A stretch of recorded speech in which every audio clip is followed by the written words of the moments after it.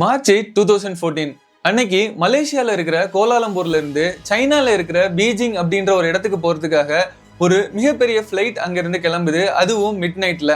அந்த ஃபிளைட்டோட பேர் என்ன அப்படின்னா மலேசியா ஏர்லைன் MH370. அந்த ஃபிளைட்டோட மாடல் என்னன்னா போயிங் 777. அந்த ஃபிளைட்ல பைலட்ஸ், அப்புறம் ஏர் ஹோஸ்டர்ஸ், அதுக்கப்புறம் 5 இந்தியன்ஸும் இருக்காங்க. மொத்தமா 239 பேர் அந்த ஃபிளைட்ல டிராவல் பண்றாங்க. அந்த ஃபிளைட் அங்கிருந்து எந்த பிரச்சனையுமே இல்லாம கிளம்புது. அதே நேரத்துல ஒரு 40 நிமிஷம் கழிச்சு அந்த ஃபிளைட்டோட கேப்டன் கிட்ட இருந்து ஒரு மெசேஜ் வருது. அந்த ஃபிளைட்டோட கேப்டன் யாரு அப்படின்னா ஜஹாரி அம்கத் ஷா அப்படிங்கிறவர் தான். அவரு ஏர் டிராஃபிக் கண்ட்ரோலுக்கு ஒரு மெசேஜ் அனுப்புறாரு. அது என்ன அப்படின்னா குட் நைட் மலேசியன் 370 அப்படிங்கிறது தான். இந்த மெசேஜ் கொஞ்ச நேரத்திலேயே அந்த ஃபிளைட் மொத்தமா ரேடாரை விட்டு காணாம போயிடுது. நாம இப்போ ஒரு மொபைல் தொலைஞ்சு போச்சு அப்படின்னாலே ஃபைண்ட் மை டிவைஸ் அப்படின்னு பல அப்ளிகேஷனை போட்டு நாம தேடுவோம், எப்படியாச்சும் அதை கண்டுபிடிச்சிருவோம் அப்படின்னு வச்சுக்கோங்களேன். பட் இந்த ஃபிளைட்டு இவ்வளவு பெரிய ஃபிளைட், அதுவும் 75 மீட்டர் நீளம் இருக்கும் அப்படின்னு சொல்றாங்க. அதுவும் பல டன் வெயிட் உள்ள இந்த ஃபிளைட் 239 பேரோட மொத்தமா எப்படி காணாம போக முடியும்? இதை யாராச்சும் கடத்திட்டாங்களா, இல்ல ஒருவேளை அந்த ஃபிளைட்டோட பைலட்டே அதை எங்கேயாச்சும் கொண்டு போய் மோதிட்டாரா அப்படின்னு பல கேள்விகள் வருது. இந்த கேள்விகளுக்கான பதிலை நாம இந்த வீடியோல பார்க்க போறோம். அதுவும் ஓஷியன் இன்ஃபினிட்டி அப்படின்ற ஒரு சர்ச் டீமோட ரிப்போர்ட்டையும் நாம இந்த வீடியோல டீட்டெயிலா பார்க்க போறோம். Welcome to our channel. நான் எட்வின், இது வித் எட்வின்.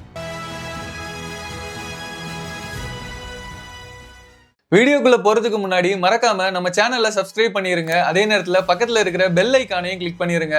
அப்பதான் நான் போடுற வீடியோ உங்களுக்கு நோட்டிபிகேஷனா சேரும். இன்னைக்கு இந்த வீடியோல MH370க்கு என்ன ஆச்சு அப்படிங்கிறத வெறும் நியூஸா மட்டும் இல்லாம பல டேட்டாஸை வச்சு நாம அனலைஸ் பண்ண போறோம். அதுவும் பல சேட்டலைட் டேட்டா, 2026ல வந்திருக்கிற ரிசர்ச் டீமோட ரிசர்ச் டேட்டா எல்லாத்தையுமே நாம ஃபுல்லா டீகோட் பண்ண போறோம். அந்த ஃபிளைட் ரேடாரை விட்டு மொத்தமா காணாம போனதுமே எல்லாருமே என்ன நினைக்கிறாங்க அப்படின்னா கண்டிப்பா அது வெடிச்சு கடல்ல விழுந்திருக்கணும் அப்படின்னு நினைக்கிறாங்க. பட் இன்வெஸ்டிகேஷன் ரிப்போர்ட் அதுக்கு மாறா வருது. அது என்ன அப்படின்னா அங்க இருக்கிற கம்யூனிகேஷன் டிவைசஸை யாரோ மேனுவலா சுவிட்ச் ஆஃப் பண்ணியிருக்காங்க அப்படின்னு சொல்றாங்க. அதாவது அந்த ஃபிளைட்ல டிரான்ஸ்பாண்டர்ஸ், அப்புறம் ACARS அப்படின்னு சொல்லக்கூடிய கம்யூனிகேஷன் டிவைசஸ் இருக்கு. அந்த கம்யூனிகேஷன் டிவைசஸை யாரோ மேனுவலா ஓவர் ரைட் பண்ணி சுவிட்ச் ஆஃப் பண்ணியிருக்காங்க அப்படிங்கிறது தான் அவங்களோட இன்வெஸ்டிகேஷன்ல கிடைச்ச ரிப்போர்ட். இது இவங்களோட ரேடார்ல இருந்து மறைஞ்சாலுமே அவங்களோட மிலிட்ரி ரேடார்ல கொஞ்ச நேரம் தெரியுது. அப்புறம் என்ன நடக்குது அப்படின்னா அது கடல் பக்கமா போய் இவங்களோட ரேடாரை விட்டும் மொத்தமாவே மறைஞ்சு போயிருச்சு.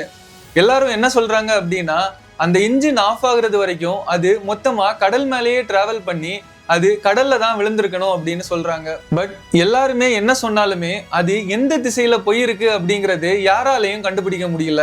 இங்க எல்லாருக்குமே ஒரு மிகப்பெரிய கொஸ்டின் வரும். அது என்ன அப்படின்னா எந்த ரேடார்லயும் சிக்காத இந்த ஃபிளைட் எப்படி கடல்ல விழுந்துச்சு அப்படிங்கிறத கன்ஃபார்மா சொல்றீங்க அப்படின்றது கரெக்டா? அதுக்கு முக்கிய காரணம் இன்மரா சேட் அப்படின்னு சொல்லக்கூடிய இங்கிலாண்டை சேர்ந்த ஒரு கம்பெனியோட சேட்டலைட்டோட டேட்டா தான். அந்த சேட்டலைட்டோட டேட்டாவை வச்சுதான் நாம இது கடல்ல விழுந்திருக்கு அப்படிங்கிறத கன்ஃபார்மா சொல்ல முடியுது. இங்க எல்லாருக்குமே அடுத்து ஒரு டவுட் வரும். அது என்ன அப்படின்னா மொத்தமா ரேடாரை விட்டு காணாம போன ஃபிளைட் எப்படி சேட்டலைட் கூட மட்டும் கம்யூனிகேட் பண்ண முடியும்? அதுக்கு சிம்பிளா ஒரு எக்ஸாம்பிள் சொல்லணும் அப்படின்னா நம்மளோட மொபைல் டேட்டாவை ஆஃப் பண்ணதுக்கு அப்புறமும் நம்மளோட சிம் கார்டு அதோட நெட்வொர்க் கூட ஒரு கம்யூனிகேஷனை வச்சுக்கிட்டே இருக்கும். அதே மாதிரி இந்த ஃபிளைட்ல அதோட என்ஜின்ல ஒரு டிவைஸ் வச்சிருக்காங்க. அது என்னதான் கம்யூனிகேஷனை ஆஃப் பண்ணாலுமே இந்த டிவைஸ் சேட்டலைட் கூட கம்யூனிகேஷனை எஸ்டாப்ளிஷ் பண்ணியிருக்கு.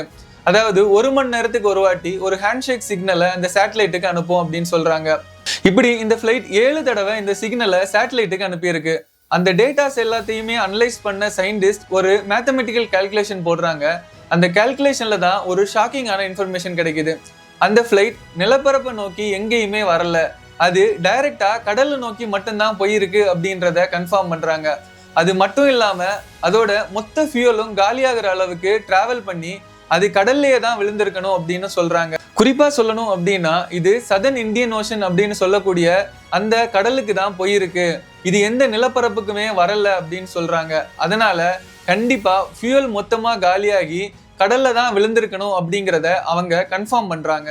2014ல இருந்து பல நாடுகள் பல 1000 கோடிகள் செலவு பண்ணி எப்படியாச்சும் அந்த ஃபிளைட்டோட ஒரு பார்ட்ஸையாச்சும் கண்டுபிடிச்சிட மாட்டோமா அப்படின்னு பல சர்ச்சஸ் நடத்துறாங்க.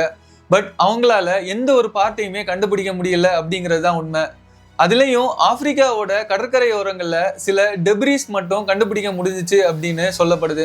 பட் ரீசெண்டா WSPR அப்படின்னு சொல்லக்கூடிய வீக் சிக்னல் ப்ரொபகேஷன் ரிப்போர்ட்டர் அப்படிங்கிற ஒரு ரேடியோ வேவ் சிஸ்டத்தை வச்சு சயின்டிஸ்ட் ஒரு லொகேஷனை கண்டுபிடிக்கிறாங்க. அது மட்டும் இல்லாம ஓஷியன் இன்ஃபினிட்டி அப்படிங்கிற அமெரிக்கன் பிரிட்டிஷ் கம்பெனி என்ன பண்றாங்க அப்படின்னா அவங்களோட ஏர்மெடா அப்படிங்கிற ஒரு அண்டர் வாட்டர் ட்ரோனை வச்சு ஒரு மிகப்பெரிய சர்ச்சஸை நடத்துறாங்க. இந்த சர்ச்சஸ் எல்லாமே நோ ஃபைன் நோ ஃபீ, அதாவது கண்டுபிடிக்க முடியலன்னா அதுக்கான காசு கொடுக்க முடியாது அப்படிங்கிற ஒரு அக்ரிமெண்ட்டை போட்டு தான் மலேசியன் கவர்மெண்ட் இந்த சர்ச் ஆப்ரேஷனுக்கு பெர்மிஷன் கொடுக்குறாங்க. இப்படி ஆரம்பிக்கப்பட்ட சர்ச் ஆப்ரேஷன் 15,000 ஸ்கொயர் கிலோமீட்டர் அப்படிங்கிற ஒரு கான்செப்ட்ல தேட ஆரம்பிக்கிறாங்க. இப்படி தேட ஆரம்பிச்ச அவங்க பல பள்ளங்கள் அப்புறம் பல மலைகள் அப்படின்னு கடலுக்கடியில் இருக்கிற ஒவ்வொரு இடத்தையும் இன்ச் பை இன்ச்சா தேடுறாங்க. பட் அவங்களால எந்த ஒரு விஷயத்தையும் கண்டுபிடிக்கவே முடியல. ஆனா எல்லாருமே இந்த 2026ல கண்டிப்பா இந்த MH370 கிடைச்சிரும் அப்படின்னு ரொம்பவே நம்பிட்டு இருந்தாங்க. பட் அதே நேரத்துல March 8, 2026, அதாவது இது நடந்து எக்ஸாக்டா 12 வருஷம் ஆன அன்னைக்கு அந்த ஓஷியன் இன்ஃபினிட்டி அப்படிங்கிற கம்பெனி ஒரு ஷாக்கிங்கான இன்ஃபர்மேஷனை சொல்றாங்க. அதுல அவங்க அப்படி என்ன சொல்லியிருக்காங்க அப்படின்னா, நாங்க 1,40,000 ஸ்கொயர் கிலோமீட்டர் கடலோட தரைப்பகுதியை நாங்க வந்துட்டு மேப்பிங் பண்ணியிருக்கோம். பட் எங்களால ஒரு சின்ன தடயத்தை கூட கண்டுபிடிக்க முடியல அப்படின்னு சொல்லியிருக்காங்க. அது மட்டும் இல்லாம இப்போ மலேசியன் கவர்மெண்ட் என்ன பண்ணியிருக்காங்க அப்படின்னா இதை 2027 வரைக்கும் எக்ஸ்டெண்ட் பண்ணுங்க அப்படின்னு ரிக்வெஸ்ட் பண்ணியிருக்காங்க. அந்த கம்பெனி என்ன சொல்லியிருக்காங்க அப்படின்னா, நாங்க தேடின இடத்துல ஃபிளைட் இல்லை, பட் அதுக்காக எங்களோட தேடல் முடியாது அப்படின்ற மாதிரி அந்த கம்பெனி சொல்லியிருக்காங்க. அப்போ அந்த 239 பேருக்கு என்ன ஆச்சு?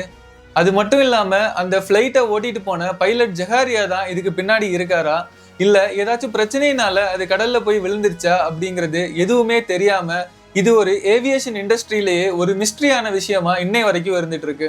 பட் இதுல ஒரு கஷ்டமான விஷயம் என்ன அப்படின்னா, என்னைக்காச்சும் அவங்க திரும்பி வந்துட மாட்டாங்களா அப்படின்ட்டு 239 பேரோட குடும்பமும் அதை நினைச்சு வருத்தப்பட்டுட்டு இருக்காங்க அப்படிங்கிறது தான் இதுல ரொம்ப ஒரு வேதனையான விஷயமா இருக்கு.